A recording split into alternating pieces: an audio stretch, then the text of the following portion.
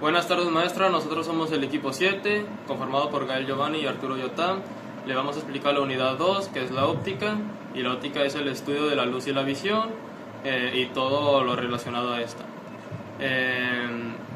Vamos a estar hablando sobre los capítulos 22 y 23 del libro, en este caso sobre la reflexión y refracción de la luz y espejos y lentes. Vamos a comenzar con el primer tema, que es el 22.1, que es frentes de onda y rayos. El frente de onda lo podemos definir como un espacio geométrico o una superficie en dos dimensiones, la cual se forma a partir de la unión de los puntos que están en fase en una onda. Como sabemos, están en fase cuando una cresta coincide con otra o un valle coincide con otro valle. Esto se podrá también encontrar o definir como, o se relaciona, mejor dicho, con lo que es los típicos juegos que vienen en los libros, que es de unir los puntos para formar una figura. Básicamente un frente de onda inicia o parte de ese principio. Y por su parte, el rayo es básicamente lo que indica la dirección de propagación de esa onda, y siempre es perpendicular al frente de onda. Bien, un ejemplo sencillo de esas ondas sería al momento de tirar una roca a un lago, o cuando una gota de lluvia cae en un charco. Estos forman ondas circulares y es un tipo de frente de onda. En el caso de los rayos, uno sencillo sería al momento de apuntar con una linterna hacia una pared. Podemos observar cómo se refleja un rayo de luz hacia la pared. Estos rayos van en línea recta, y eso sería un ejemplo sencillo sobre los rayos. En el siguiente tema hablamos sobre la reflexión. En este caso es un fenómeno óptico que se basa en el rebote de la luz sobre una superficie o objeto. Cuando un rayo de luz incidente sobre una superficie, ese se describe como ángulo de incidencia y se calcula mediante la normal, que viene siendo una línea perpendicular en la superficie, reflectante o reflectora. Asimismo, el ángulo de reflexión es cuando el rayo de luz es reflectada mediante esa superficie, y también se calcula mediante la normal. ¿Cuál es la relación entre estos dos? Es mediante la ley de la reflexión, que dice que el ángulo de incidencia es la misma que el ángulo de reflexión. Existen dos tipos de reflexión.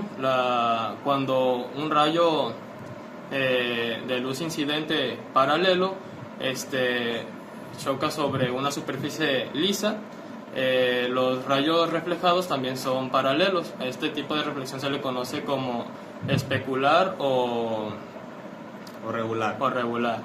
En el caso de la otra tipo de reflexión se le conoce como difusa o irregular, ya que eso se da cuando un rayo de luz choca en una superficie asperosa y los rayos reflectados no son paralelos, ya que pues la superficie es irregular y es en base a estas condiciones.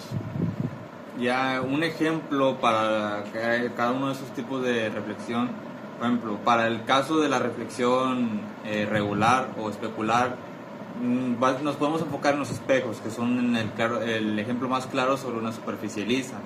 Esto sería ya sea nosotros al vernos al espejo por la mañana, o un ejemplo sería justamente en nuestro salón de clases, que siempre que proyectamos algo, como se proyecta sobre el pizarrón, el cual tiene una superficie de cristal, siempre pasa que a la pared contraria siempre vemos las diapositivas. Entonces este es un claro ejemplo de la reflexión regular. Por su parte, la reflexión irregular o difusa podrían ser las imágenes o los colores que vemos en el piso o en paredes, que son productos de la dispersión de la luz, porque bien sabemos o se puede apreciar que la imagen como tal no es clara. Muchas de las veces simplemente vemos colores o iluminación, más no vemos una imagen como sí, o un objeto. Y pues eso podría ser un ejemplo sería un ejemplo sobre la reflexión difusa. Y sobre nuestro prototipo, el cual es sencillo, consta de una linterna y un espejo. Si yo aluzo hacia el espejo, como puede ver, la luz se refleja. Si yo muevo el espejo o muevo la linterna, como puede ver, la luz cambia de lugar. A esto básicamente, en primera, estamos hablando de una reflexión regular, porque se está reflejando sobre una superficie lisa como el espejo. Y el otro tema importante es el ángulo de incidencia y de reflexión, porque al yo mover la linterna o mover el espejo, estoy cambiando estos ángulos, y por eso es que se produce el cambio de lugar de esta reflexión. Bueno, el siguiente tema es la refracción, que en este caso la podemos definir como es el cambio en la dirección y la velocidad de la onda, que en este caso es de la luz. Esto debido a un cambio en el medio por el cual se está propagando. Como bien sabemos, hay diferentes densidades en los medios. Hay medios que son más densos que otros, lo que hace pues que exista este cambio o esta variación en la rapidez con la que se propaga la luz.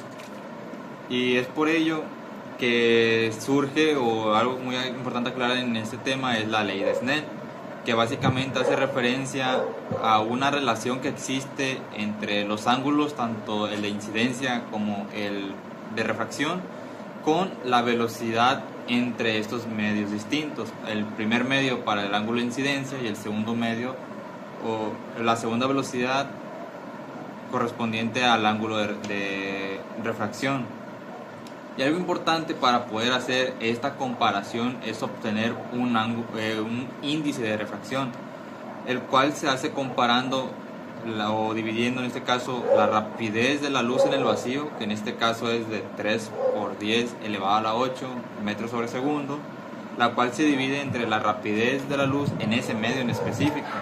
De esta forma pues se permite obtener lo que es el índice de refracción, el cual también ahí permite para hacer ya cálculos y permite como que expresar de otra forma la ley de Snell, la cual hace referencia a que el índice de refracción del primer medio multiplicado por el seno del ángulo de incidencia va a ser igual a el índice de refracción del segundo medio por el seno del ángulo de refracción.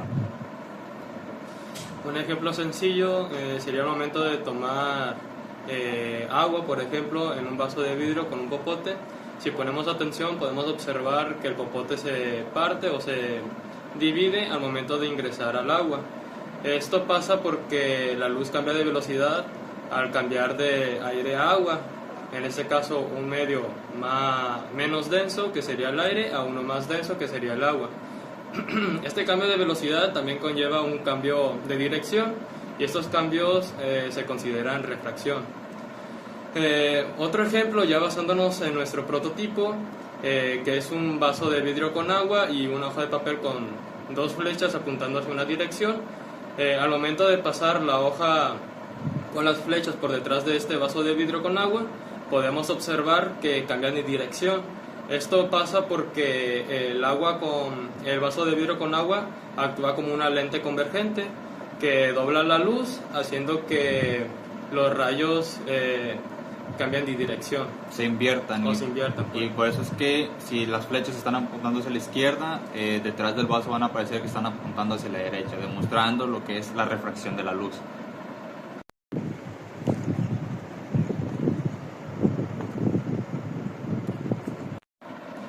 Bien, continuamos con el siguiente tema de la reflexión interna total y las fibras ópticas. Como vimos en el tema anterior, si la luz pasa de un medio más denso, en este caso, a uno menos denso, la luz tiende a refractarse alejándose de la normal. Pero si en este caso el ángulo de incidencia es muy grande, la luz ya no alcanza a escapar, sino que se refleja pasando a través del medio. A este ángulo se le conoce como ángulo crítico, y si el ángulo crítico es menor que el ángulo de incidencia, este ya no se refracta, es decir, ya no logra salir o se dispersa. En este caso ocurre la reflexión interna total.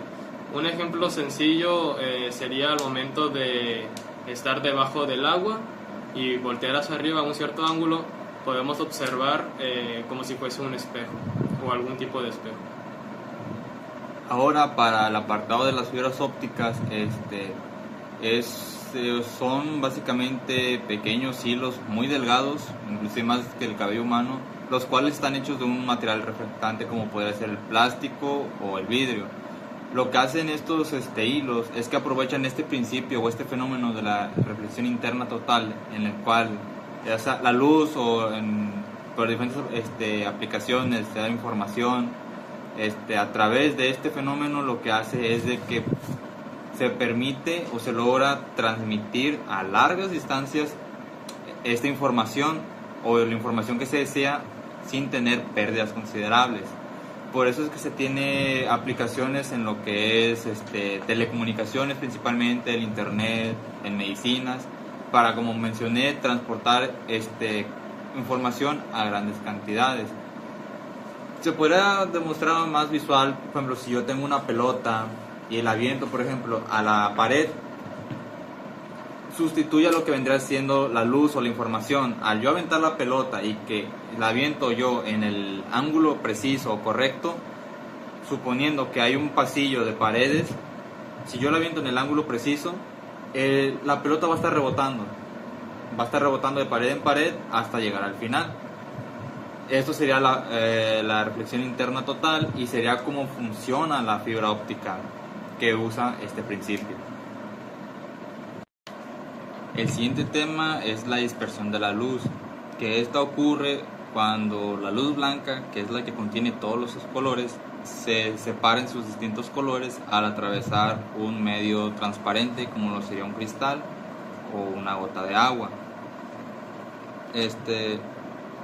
Esta separación se debe a que los colores o los distintos colores tienen diferentes longitudes de onda, lo cual hace que se refracten, es decir, se desvíen. En pocas palabras, la dispersión es la descomposición de la luz blanca en un espectro de colores. Y esto sucede porque la rapidez de la luz sabemos que depende tanto del medio como de la longitud de onda, y que el índice de refracción no es el mismo para los diferentes colores. Es por esto que esta diferenciación hace que se desvíen los colores y se produzca la dispersión como tal. Como mencionó mi compañero, la dispersión de la luz es cuando la luz blanca se separa en diferentes colores, en diferentes ángulos, y pues un ejemplo sencillo de esto sería el arco iris. Una vez cuando termina de llover, si miramos al cielo, a veces podemos observar un arco iris. Esto se debe a que las gotas de la lluvia actúan como pequeños prismas naturales, que al momento de que la luz del sol, esta luz blanca que pasa a través de ellos, se dispersa en diferentes direcciones y diferentes ángulos. Esta luz se separa en diferentes colores, y cada color se separa en un ángulo ligeramente diferente, formando el arco característico del arco iris. Para el prototipo tenemos lo que es una linterna que será nuestro haz de luz blanca y un DVD, el cual será el medio transparente. A nosotros aplicarle luz a esto, podemos ver cómo la luz se dispersa, es decir, de pasar a tener una luz blanca, tenemos básicamente todas las luces, o también las que podemos encontrar en el arco iris. Y pues con esto queda demostrado lo que es el tema de la dispersión de la luz. Continuando con el capítulo 23, con el tema de espejos planos, podemos mencionar que un espejo con forma plana pues es un espejo plano, y en general los espejos pues son superficies reflectantes, lisas o reflectoras. Cuando observamos un espejo directamente podemos observar los objetos que se reflejan a través de él. En este caso sería pues mi persona y los objetos que me rodean. La geometría del espejo influye bastante en el tamaño y orientación, así como el tipo de imagen reflectada. En general la imagen pues son las contrapartes visuales del objeto. En el caso de los espejos sería la imagen reflectada y en el caso de los lentes sería refractada. Los ejemplos cotidianos o mejor dicho lugares donde vemos los espejos planos por lo general suelen ser los espejos que tenemos en el baño, los espejos de tocador, espejos inclusive que están en artículos de maquillaje, en tiendas departamentales que son para probar ropa. ¿Esto por qué? Porque estos espejos, los espejos planos, cumplen con características que se prestan o que son útiles para estos escenarios, ya que proyectan una imagen de tamaño real, es decir, no la aumentan ni la disminuyen. El tamaño que es en la vida real es el que se proyecta en el espejo. También tiene una inversión lateral, que es básicamente el término derecha-izquierda. Si yo en un espejo levanto la mano izquierda, se va a ver como si es la derecha. Además de que ese tipo de espejos proyectan lo que es una imagen virtual, es decir, una imagen que no puede proyectarse en pantalla porque por el tipo de espejo que es, no hay rayos que realmente se ubiquen o se muevan detrás del espejo. Entonces es por esto que, por estas características que ya mencioné, es que se utilizan en las aplicaciones que mencioné también anteriormente. El siguiente tema, partiendo de los espejos planos, tenemos a los espejos esféricos, los cuales son espejos cuya superficie reflectante se asemeja o es como parte de una esfera. Dentro de estos espejos tenemos dos divisiones, que son los espejos cóncavos, en el cual la superficie reflectante se encuentra por la parte interna del espejo, como lo sería la parte adentro de una cuchara, y tenemos los espejos convexos, los cuales su reflexión sucede por la parte externa de la superficie, como lo sería el lomo de una esfera. Dentro de estos espejos se encuentran conceptos que son característicos, más que nada al tratarse de esferas, como lo sería el centro de curvatura, que es el punto del eje óptico que corresponde al centro de la esfera. Y ya partiendo del centro tenemos lo que es el radio de curvatura, que básicamente es precisamente del centro de la circunferencia a uno de los vértices de la esfera. Y tenemos el eje óptico, que básicamente es una línea radial que pasa por el centro del espejo esférico. Están los espejos cóncavos, que vienen siendo convergentes. Se refiere cuando unos rayos paralelos y cercanos al eje óptico inciden sobre un espejo cóncavo y se reflejan convergiendo en un punto común llamado foco. Algún ejemplo que podríamos ver en la vida sería al momento de ir a una barbería, al utilizar un espejo pequeño, al acercarlo a nuestra cara, como estamos cerca del eje del foco, podemos ver un aumento de la imagen. Así podemos apreciar, no sé, detalles de la barba, de la ceja o imperfecciones de la piel. También están los espejos convergentes, o convexos, que son espejos convexos y son divergentes, que son los rayos paralelos y cercanos al eje óptico de un espejo convexo. Estos divergen al reflejarse como si vinieran de un foco atrás de la superficie del espejo. Un ejemplo que podemos ver son los espejos laterales de un carro, y lo que hace prácticamente es aumentar la imagen, pero disminuir el tamaño de los objetos reflejados. Continuando con el tema de los lentes, podemos mencionar que los lentes son instrumentos ópticos, generalmente de vidrio o plástico, que prácticamente refractan la luz para formar imágenes. Su forma circular permiten que los rayos de luz divergen, es decir, se separen, o convergen, se junten, dependiendo del tipo de lente. En este caso están los lentes convergentes, que son los convexos, y prácticamente son circulares, pero lo que pasa es que en el centro son más gruesos que los laterales. Esto permite que los rayos que pasan a través del lente pareciera que se unen en un solo punto llamado foco. Y en el caso de los lentes divergentes, que son los cóncavos, es todo lo contrario. El centro es más delgado que los bordes, siendo más gruesos. Aparentemente, cuando los rayos pasan por aquí, se separan, pareciendo que vienen de un solo lugar. En el caso de estos lentes y de su formación de imágenes, todo va a depender de la posición del objeto respecto al foco, como mencionó mi compañero, y al centro óptico, teniendo para los lentes convergentes, los convexos, que si el objeto está a más de 2f, la imagen será real, invertida y menor que la imagen la imagen real o el objeto real. Si el objeto está en 2f, la imagen será real, invertida y del mismo tamaño que el original. Si el objeto está entre f y 2f, la imagen es real, invertida y mayor que la original. Si el objeto está en f, no se forma imagen, puesto que los rayos salen paralelos. Y si el objeto está entre f y o, la imagen es virtual, derecha y mayor, teniendo un efecto lupa.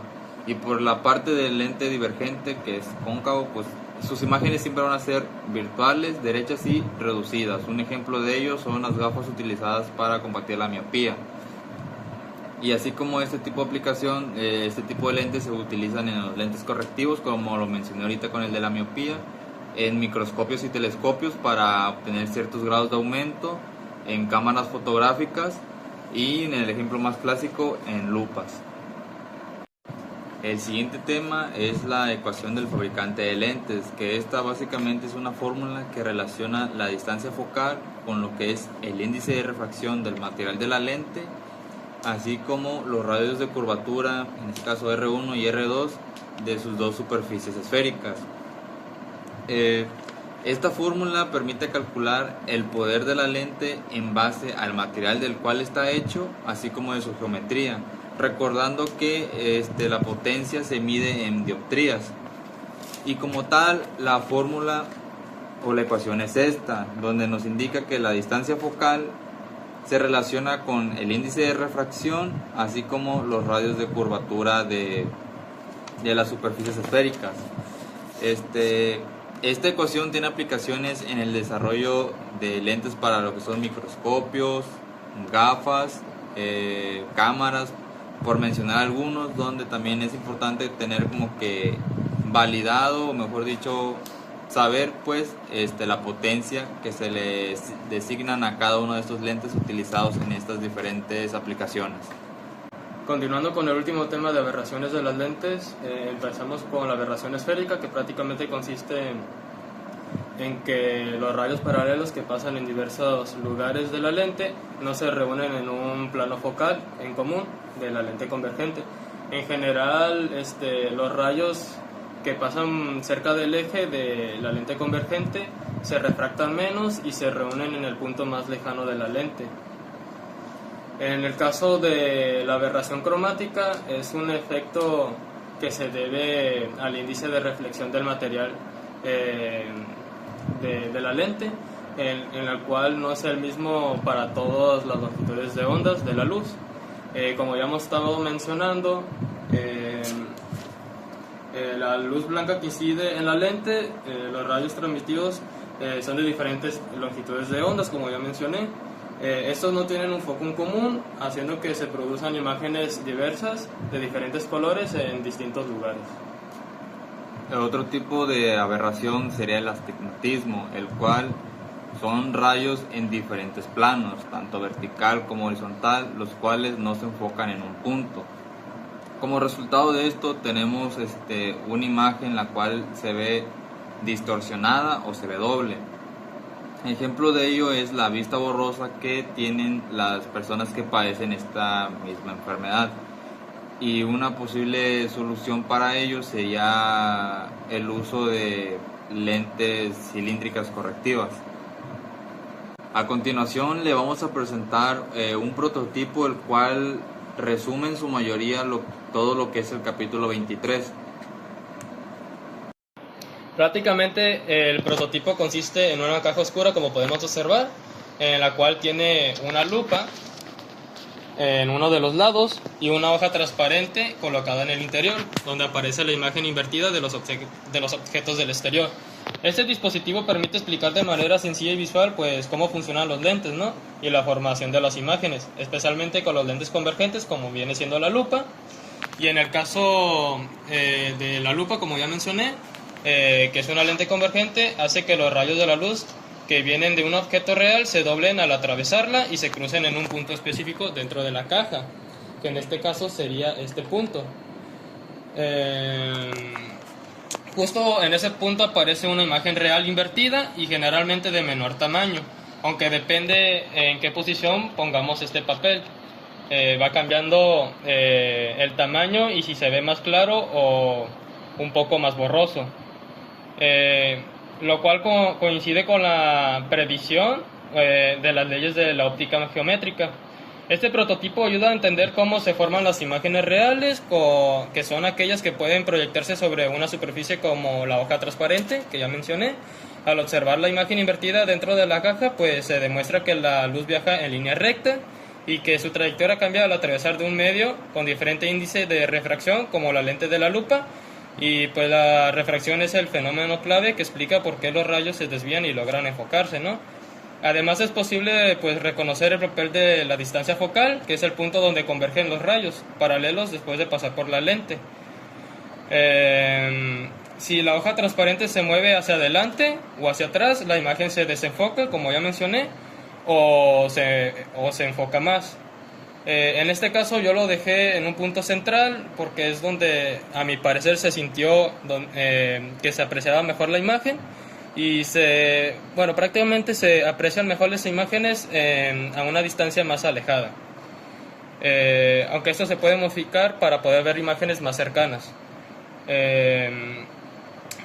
mostrando que para que se observe nítida debe de estar justo en el plano donde la luz se concentra, que en este caso es pues el punto central donde la puse. Y pues prácticamente este es el prototipo que explica la mayoría de los temas de forma teórica de este capítulo 23.